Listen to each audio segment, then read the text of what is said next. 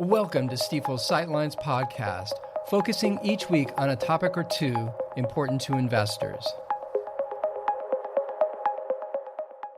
Well, greetings and welcome to the Sightlines podcast. This is Michael O'Keefe, Stifel's Chief Investment Officer.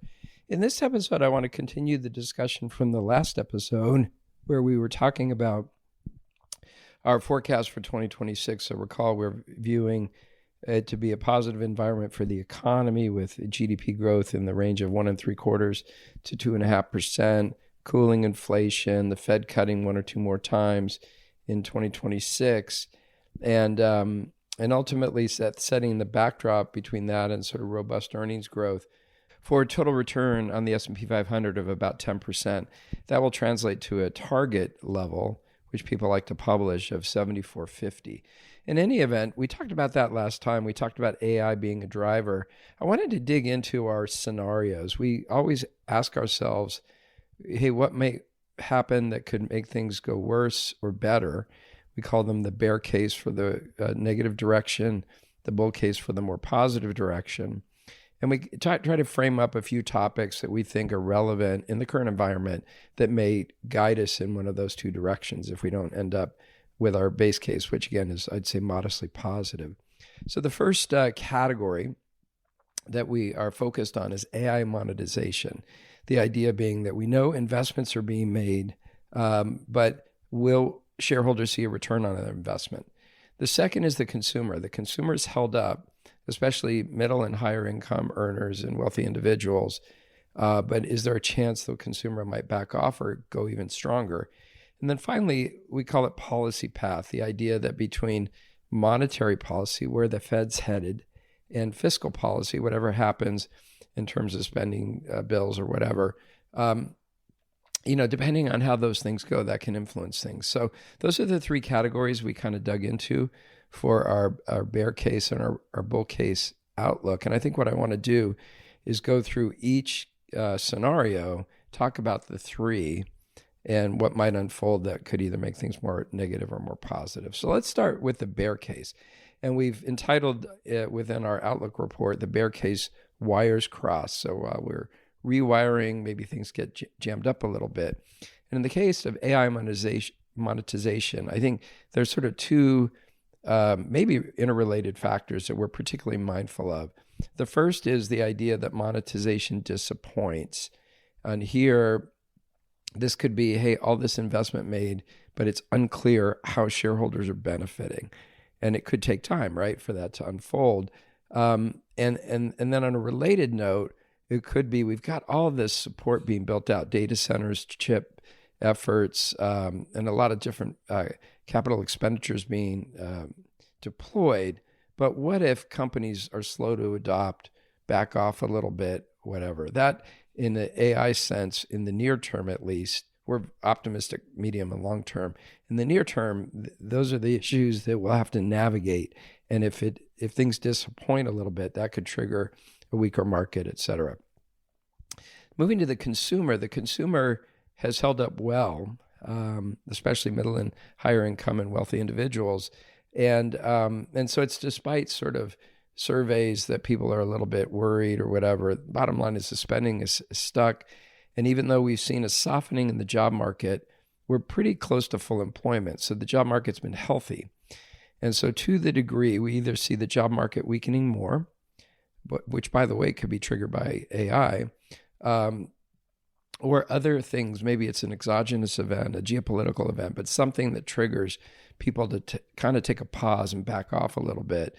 That could cause the consumer to sort of pull back on activity and on spending. And that, of course, would have implications for the economy. Consumer makes up about 2/3 of GDP, and by implication as well, earnings. Now, the last one is policy. So we know there's a lot of focus on the Fed. The Fed has cut rates a bit. There's a desire for a return to normalization, right? Are we on a Fed cut cycle here that'll bring us back to sort of a neutral rate? And until then, we're a little bit constrained, right? Like the Fed, the reason rates are high is to slow things down, especially to keep inflation under control. But if the Fed errors, either slows down and they don't cut fast enough or go too quickly and maybe inflation resurges, obviously people would be spooked about that. And then on the fiscal side, that's a real conundrum because, we're operating a pretty heavy deficit in medium to longer term. That's not such a good thing. To the degree there's effort, for example, to pull back on that, which honestly I think is still worthwhile doing, a little bit of austerity. In the near term, that could cause some sort of a reverse effect of the stimulative nature of that type of activity. So anyway, that captures the bear case. If we flip around to the bull case, think of it as more optimism being built in, maybe more clarity on the impact of AI. So think of it in the case of the bull case that, boy, we're already pretty positive on AI, but maybe it shows itself even more clearly in 2026, and the market starts to react more positively to that potential. And so the idea is we can more easily track and understand as investments are being made, what the returns are on those investments. Although that could be very positive. That could fuel sort of a softening of the worry that we seem to see in the consumer base. And if that happens and people become a little bit more optimistic, that could sort of amplify the consumer engagement spending, et cetera. And then on policy, I would just say, hey, it would be interesting if we see things handled kind of optimally, right? The Fed cuts rates at the right time. The job market stays full, inflation cools. Maybe what we see is some targeted, maybe it's the impact of the current spending bill, not a long drawn out closed government, whatever policy could end up being sort of another tailwind. All of that easily could result in an economy on the higher end of our range and the market above a 10% return. So anyway, as ever, what we always try to do is kind of monitor what's going on in the world, monitor these patterns, these different issues. We have our base case view, but we think it's a good discipline to challenge ourselves, what might be negative, what might be positive.